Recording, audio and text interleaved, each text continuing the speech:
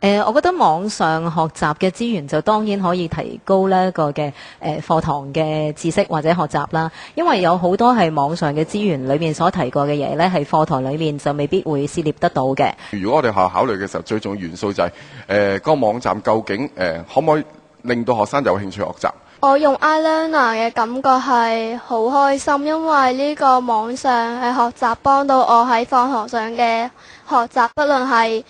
聽說讀寫方面，我都覺得喺成績上我係有進步過嘅。就算有老師喺度，你都可能驚老師就唔敢問老師一啲太多嘅問題。但係如果 iLearner 咧就唔同啦，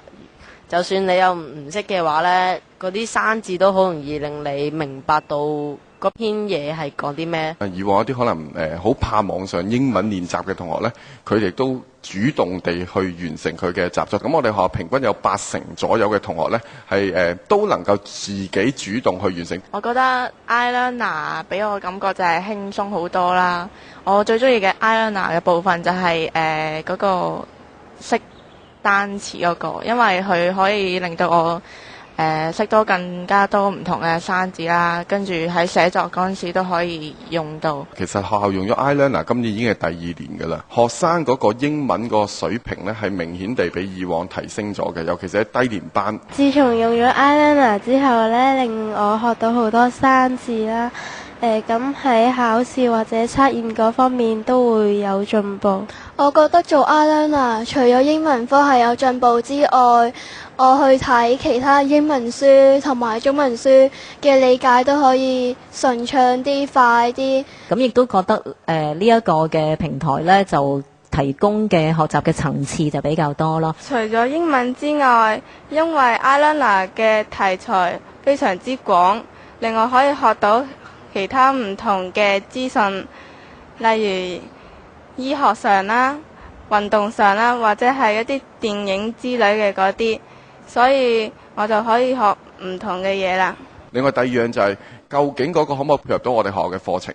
咁以往我哋因為每一班同學可能個進度都唔同，每一間學校嗰個校本情況都唔同。我最中意 iLearner 嘅方面就係學 grammar 嗰 part，因為佢可以拍得上我課本嘅 grammar。每當學完一課嘅 grammar，呢個 iLearner 嘅 grammar 就咁啱係我學緊嗰課嘅 grammar， 我做嘅時間慳翻落嚟，亦都可以快啲。我哋老師或者家長都可以喺一個平台上都睇到學生個情況，亦都係做到一個嘅評估。咁其實呢個我諗對於老師同學生嚟講一個好處嚟嘅，因為起碼學生喺某部分上網時間裏面咧，係用咗嚟做一啲我哋指定嘅動作啦，可以話。我阿爸阿媽知道我去做 iLearner， 參加咗呢個項目之後，佢哋都好樂意去